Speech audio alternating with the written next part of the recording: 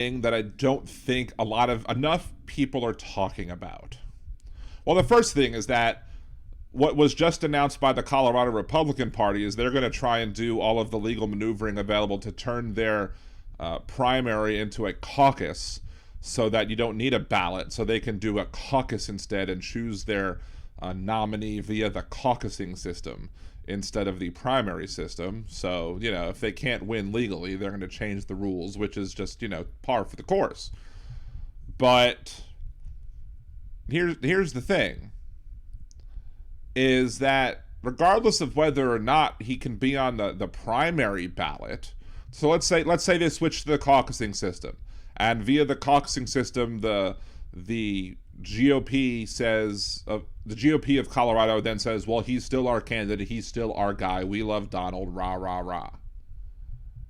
When you vote in November, you're not actually voting for president. You're not. You're voting for electors. And if you're voting for electors, I mean, yes, Donald Trump is most likely going to be the nominee of the Republican Party unless something drastic happens, and Joe Biden is going to be the nominee of the Democratic Party, and maybe other nominees of other minor parties will also come through in several states or what have you. But I'm wondering if the Supreme Court, if they rule, would be like, well, whether or not the individual in question is eligible to serve in office or not, they would probably make some bizarre, maybe not even a bizarre ruling. They might even come up with the idea and say, look, when you vote for president, you're not voting for the candidate, you're voting for the electors. So since you're voting for the electors and not the candidate, you're not choosing the president, you're choosing the electors, and as such, the electors would have to have been the ones involved in the insurrection in order to take them off the ballot. And so therefore you can't take Trump off the ballot because it's not Trump you're voting for the electors, because that's the way the system works. And I'm wondering if that's the way they're going to come down and make that decision, and why they might rule that the presidency is therefore different than other offices like Congress. Whereas Congress, when you vote for a congressperson, you're voting for the individual person running for Congress. Like when I ran for Congress, people voted for me. They didn't vote for somebody who might vote for me. But if I were to run for president, you're not actually voting for me. You're voting for people who are going to vote for me. It just is dressed up and gussied up on the ballot like you're voting for Joe Biden or like you're voting for Donald Trump or whoever else you're voting for. But in reality, you're voting for the electors who are then going to go and vote for those people via the Electoral College. So I'm wondering if the Supreme Court ruling is going to go around that issue.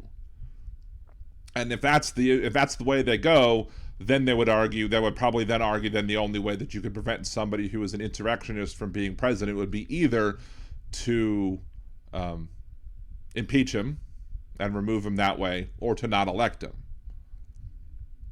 Now, of course, there's the other issue of, can you determine whether or not someone is an insurrectionist without being convicted of one? And of course, the Colorado Supreme Court said, of course, it's self-effectuating or whatever. It's something that's self. You don't need anything else. It is what it is. Sorry. It is what it is. Thank you, Donald. You don't need to have a ruling. If somebody is an insurrectionist, they're an insurrectionist. You don't need to have a ruling saying convicting somebody of an insurrection in order to have that come into play.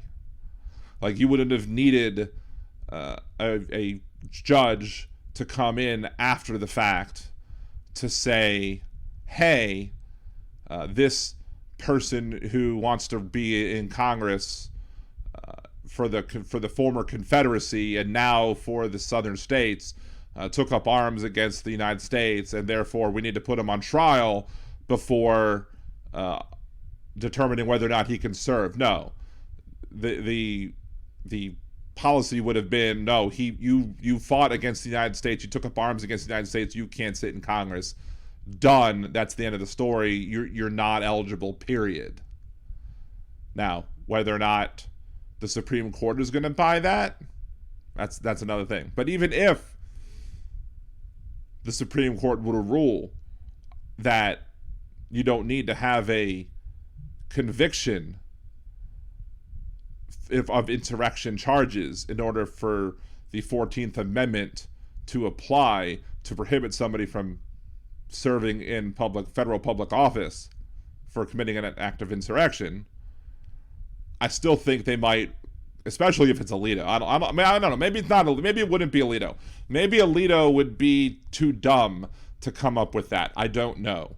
But I'm thinking, and this is just me thinking out loud, that maybe they would go, because you're voting for the people in the Electoral College, and not voting for Trump specifically, or whoever else the presidential candidate is specifically, that this is why you would not be able to remove the electors from the ballot, because you're not actually voting for the president, you're voting for the electors. So I don't know. Anyway, what do you think? Like, subscribe, comment down below. Thank you very much. Have a good day.